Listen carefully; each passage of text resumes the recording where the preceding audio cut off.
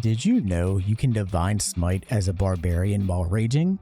Yeah, let's talk about that. Hey guys, Ronan here. Welcome back to the channel. I know it's been a while since you've seen my face, but here I am. Today we are talking Divine Smite Barbarian, and I can't take credit for this build. The concept for this idea was actually commented on an older video. So if you guys have any suggestions for builds and anything like that, definitely comment down below and I'll try to make a video for you. This build has multiple ways to make it, and depending on gear, you have multiple playstyles as well. Going between setting up AoE bleed and frost fields, reverberation and fun things like that. Doing just typical like drunken AoE statuses and all kinds of things in between. You can set up this a fantastic way to fit your playstyle. Two-handed weapons, one-handed and shield, even dual wield is an option as well. So you do have a lot of variety here and it's really fun. So I hope you guys enjoy. If you're new, like and subscribe and let me know what you want to see next. And shout out to all my members. I appreciate you guys. If you want early access to videos like this, shout out to my videos and some additional perks for live streams when I live stream on the weekends, then hit join down below. The breakdown for this will be 5 levels Barbarian, 2 levels Paladin, and 5 War Priest. My starting stats are on screen. I like going Strength 17, Dexterity 15, that way I can easily improve this with another modifier with my first ASI. Along with the Potion of Everlasting Vigor, you will get 220 Strength. When you take a look at your skill proficiencies, realistically choose whatever you like, it's really going to be up to you. Your first feat for this build is going to be ASI to get your Strength to 18 and Dexterity to 16. If you go two-handed weapons, your second feat will be Great Weapon Master. However, if you do want to use Sword and Board, then I would recommend using Savage Attacker instead. All the animal aspects are useful, however, I would recommend you go Tiger Heart Barbarian because when you use your AoE attack, you can actually Divine Smite multiple targets. Combine that with the War Priest and attacks that would normally miss, now instead will hit. So whether you want to go with AoE Thunder damage build, the cold like prone build, or simply crit stacking build, there is something in here for you. Alright ladies and gentlemen, there is a lot of gear to go over here because depending on what type of animal aspect you chose, the type of character role you want this character to do, and depending on what stage of the game you're in, you're going to have a ton of different variety you can choose from, especially if you decide to go one-hander and shield, dual wield, or for two-handed weapons. So with that being said, let's talk about some endgame stuff first, and then we'll talk about some things you can use early on. So starting out, one of my favorite combinations when it comes to a ring and neck setup, if you just want extra damage, is going to be the ring regeneration. You heal at the start of combat. Combine that with the Whispering Promise, so when you heal, you gain Bless. And whenever you get healed, you get the Broodmother's Revenge poison buff. So at the start of combat, you get healed, you gain Bless, and your weapons will now do additional poison damage. If you want to add in a set of gloves to make yourself very tanky, the Reviving Hands can also work, giving yourself Blade Ward, but do keep in mind this is medium armor. So if you use the Reviving Hands, you will not gain the bonus of unarmored defense that Barbarians have, meaning your chest piece will have to be medium armor as well. I really love the Bone Spike Helm. I utilized this in plenty of videos before, but this is very powerful. When you rage, you have a chance to do psychic damage.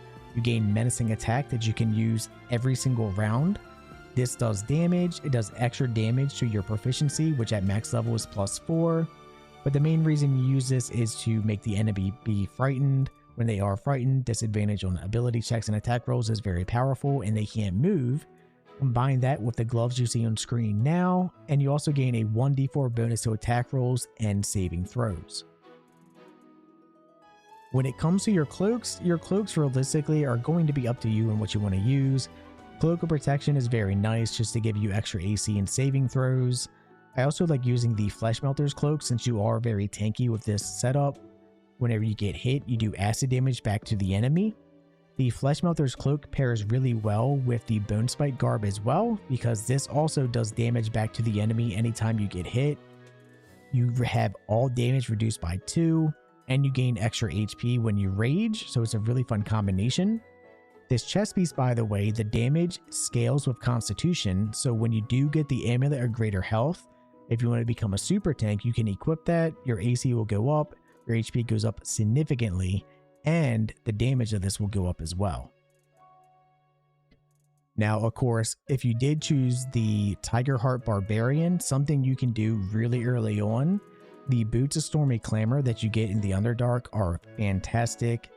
Because the AoE ability you do with the Tiger Heart Barbarian does bleeds, well, guess what?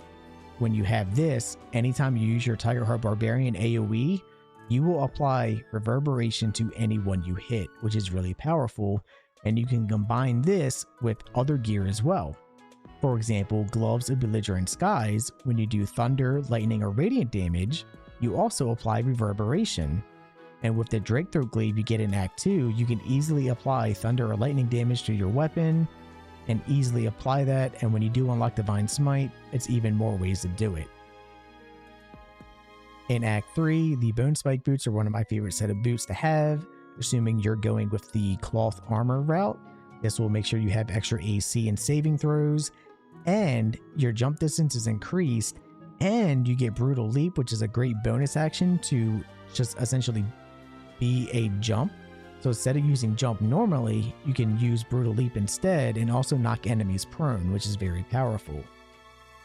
When it comes to weapons, I mean, everyone knows how great the legendary weapons are, so I'm not even going to comment on those. But some really fun weapons you can utilize early on all the way throughout endgame to the point where you're just a monster. So Halberd of Vigilance here, fantastic weapon, extra AC, advantage on perception checks.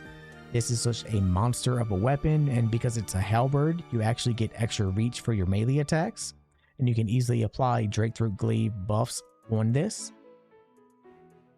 Early on, the Eluve weapon here is really powerful. Doesn't do as much damage, but if you do want to debuff your enemies, it's a great thing to use early on. For those who want the drunk kind of like build of this as well, the Punch Drunk Bastard is very powerful. Being able to AoE targets down, and anytime you attack them, you do a lightning field. So in AoE with the Tiger Heart Barbarian, this procs 3 times. You can Divine Smite. Because this is thunder damage, it applies the reverberation from your gloves. Does a lot of damage. Combine that with the Amulet of the Drunkard, so your drunk remedy lasts even more. And yours is looking at a fantastic combination there. And for those who want a little bit of a different play style, like you still want to be able to do damage, you want to be able to CC, but you also want to set up a lot of ice fields, you have the Morning Frost weapon. So this is really fantastic if you plan to play with characters that also like doing cold damage, or characters that simply just want you to be the main tank and you can slow people down. Because this does cold damage, if you combine that with the Snowburst Ring that you get in Act 2, you will set up ice fields all across the floor, which is really powerful. And as long as you're wearing a set of boots that don't make you fall prone, like the Hoarfrost boots here, or the Nightwalkers that you get from True Soul Nair, you have a stellar combo that's very powerful. Early on, the Luminous Armor, although you won't actually have Divine Smite until level 7, this is really powerful nonetheless, because you can use this even in Act 3.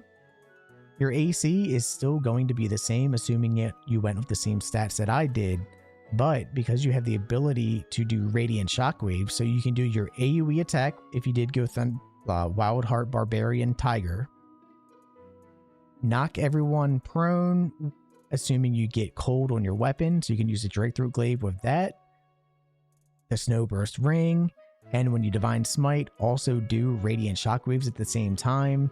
It is such a stellar combo. It's very, very powerful. Now, but what if you didn't want to do that? What if you wanted to be someone that is more of a crit-based kind of build? Well, that's when I would say use the Adamantine Scale Mail or the Luminous Armor. Either will work. Use Saravox Helm for the extra crit chance, and the Unseen Menace that you can buy. This thing is really nice. You have the Weapon Enchant Invisible. As long as you don't miss, your chance to crit is actually increased, which is very powerful. Combine that with the dead shot here, advantage on your attack rolls. You're going to be critting a lot with this, which is really nice to have. Some other gear I did want to mention. So the Broodmother's Revenge is very powerful, but you don't actually get the Ring of Regeneration until Act 3. Something you can do early on.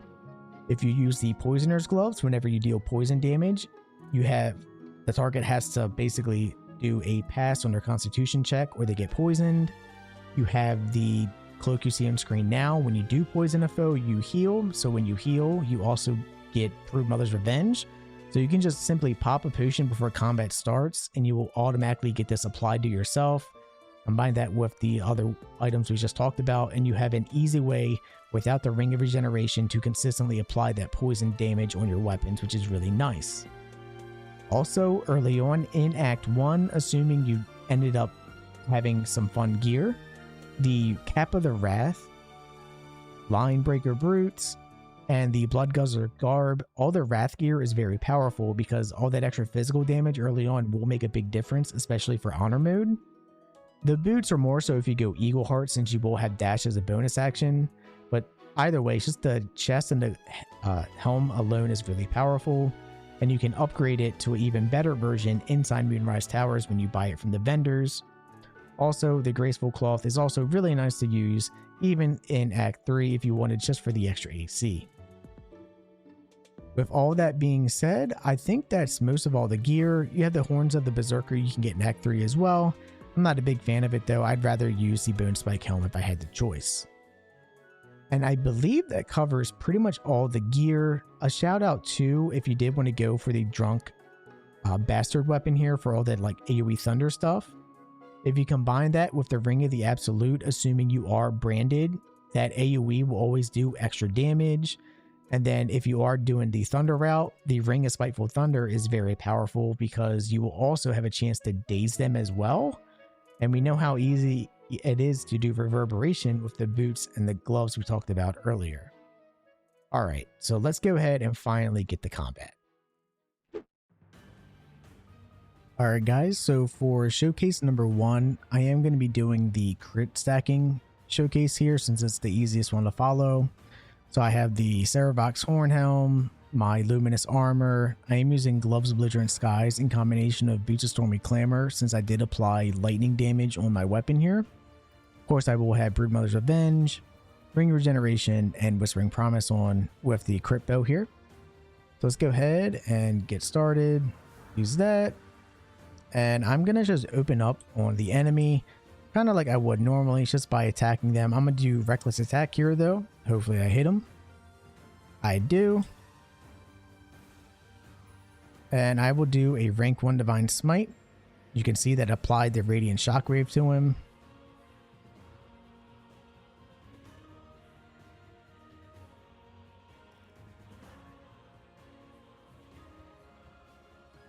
Alright, so my turn. I healed. Because I healed, I now have Bless and everything else that comes along with it.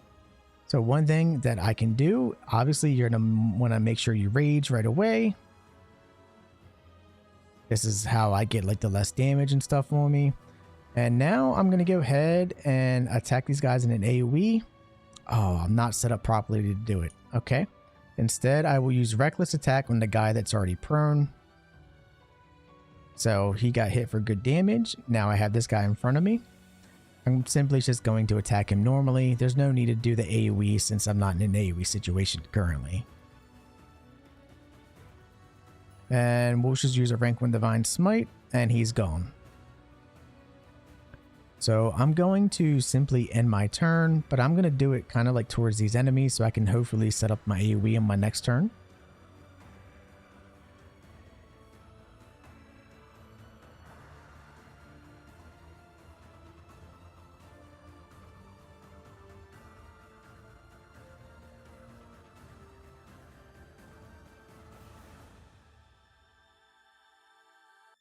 Oh, I aggroed the guy up there as well. I didn't realize I aggroed him.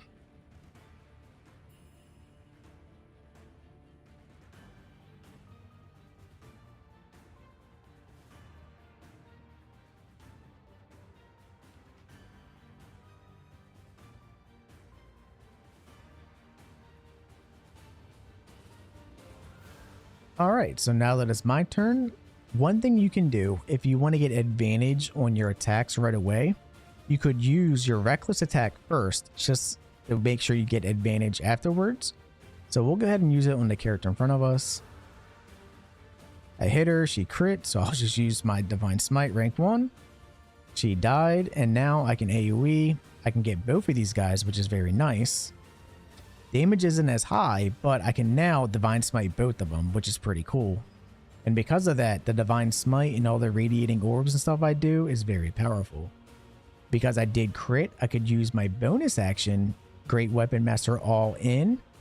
And even if I didn't crit, because I have my War Priest charges, I can attack that way as well. Let's go ahead and just use Great Weapon Master all in since he's already almost dead. So he's gone. We'll go ahead and attack this guy. He's gone. And then the one that's all the way down there, we'll go ahead and slide to and attack this way. And you can see I'm going to miss. So now that I have Guided Strike, I can add this to my attack roll and actually hit instead. And then use Divine Smite as well. He's knocked prone, so for his next turn, he's not really going to be able to do much. And that's basically how you play. It's just the plain old crit stacking side. Really not much to it. You just simply put your crit gear on and you start going just ham on the enemies. So let's check out some other gear now and other type of play styles that you may want to use. Alright guys, for scenario number 2, we're going with the Drunk playstyle here. So I am using the Drunk Punch Bastard, and I am using this with the Drakethroat Glaive to give it the extra hit chance and another 1d4 thunder damage. Make sure your alcohol, like you have plenty of alcohol, because in most scenarios, this will run out during combat, because most alcohol is only for 2 turns, and you won't actually get the Amulet of the Drunkard until Act 3 anyway. So something to keep in mind. That being said, all the other gear is pretty much the same for the same stuff we talked about. I am using the Ring of Spiteful Thunder now, along with the Crusher's Ring in case I wanted a little bit of extra movement, and a bow I forgot to talk about earlier, the Hellrider Longbow to get extra initiative. Let's go ahead and open up on the enemies. So one thing you can do, because I'm not in combat yet, I could technically open up with like Glyph of the Warding or something else if I really wanted to. But do keep in mind, like any of these concentration spells would dissipate as soon as like combat starts and I start to rage. But it is something you could do if you really wanted to. So let's go ahead and do that. Why not? Just to get some damage on the enemies. I think it could be fun.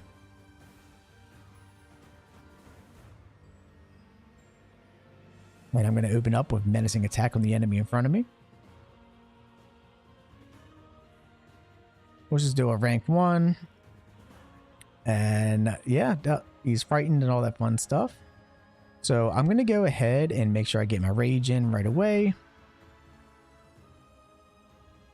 You can see he took the psychic damage from my helm. And even though my turn's about to end here, because he's there and on the ground, there's really no need to finish him off yet. I say let's go over to the target in front of us instead. And now when I go to AoE, can I get all 3?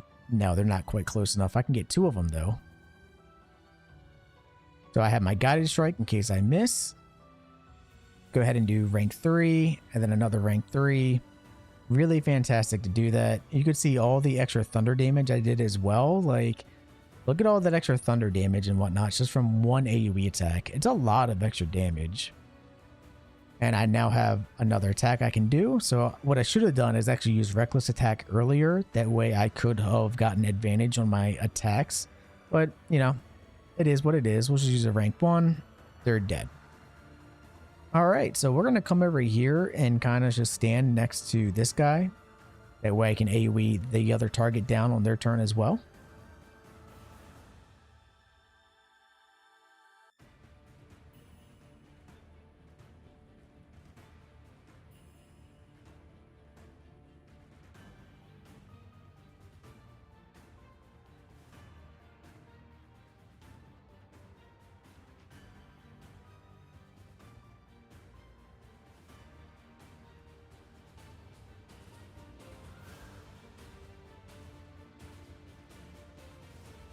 Alright, so because I did end up losing my Reckless Attack, you would want to start out with that in order to get advantage.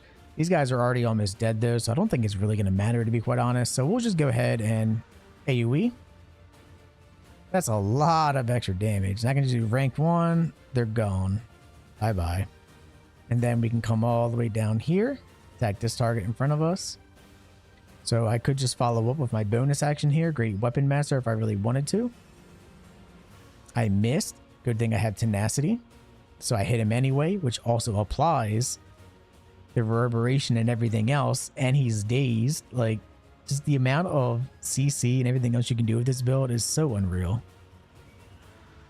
Oh, I'm very surprised I missed that. Okay. We'll attack with advantage then. And he's gone. For the final combat showcase here, guys, I am going to be doing like the frost setup here. I'm using a mix of like the crit gear in combination of just extra damage. So by putting the frost on the Halberd of Vigilance from the Drake Throat Glaive, I have 1d4 necrotic, 1d4 cold, 1d4 force, also because of my gauntlets. I have basically a way to survive because I can't be crit, all damage reduced. I have my extra crit stacking stuff. Combine that with the Snowburst Ring and the Ring of Free Action, so I ignore difficult terrain. And I'm just a menace here. And of course I'm using Hoarfrost boots so I don't fall in icy terrain. Necklace for this setup is whatever you want. I just added in the Amulet of Ball for fun, just to add extra bleeding as well. But realistically, you can use whatever you want. So it's just like before. And one thing you could do if you wanted, you could summon your spirit weapons here if you really wanted to. They're not going to do much for me, but I might as well showcase it just to show that it does work. So I will summon him right here. Use my little potion just so I can get extra haste. Let's go ahead and open up on the target in front of us.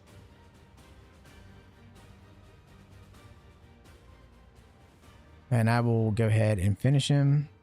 So that was a lot of damage. Oh, and you can see savage attacks from my orc racial does apply. All right, so now that it's my turn, we're going to go ahead and come up here because I do want to rage next to all these guys and essentially just, you know, get them all dead. So what's great is because they're stacked up, when I go to attack them with my AoE attack from my Tiger's Bloodlust, I'm actually going to apply that ice field multiple times.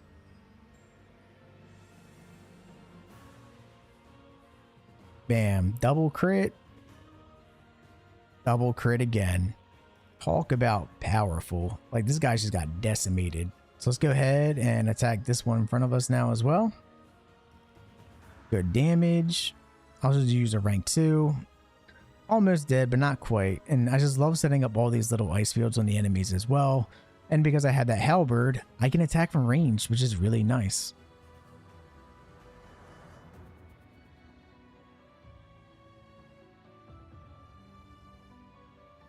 I'll have him. We'll go ahead and try to bleed the target with this. Saved, but did a little bit of okay damage. And because they're bleeding, they take damage on their turn, which is really nice.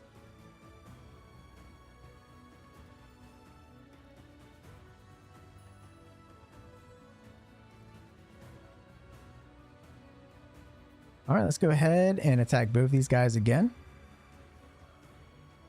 So good damage. Oh, they must have patched it. I'm sorry, I'm mistaken. You used to be able to set up multiple ice fields when you attacked with that weapon in AoE. It doesn't do that anymore. I wonder when that changed, because I haven't tried it in a while, but... And that's basically the build. I mean, that's essentially what you do. You are a barbarian that just decimates their enemies. I love it. I absolutely love it.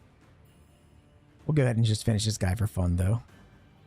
So I was going to miss. We'll get our guided strike in, and then divine smite him.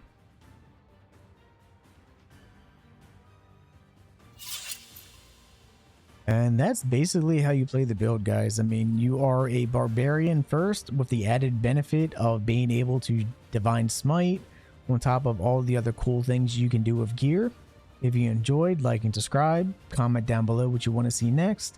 And if you have any other way to play this build that I didn't showcase here, definitely comment and let me know. I'm Ronan. See you next time.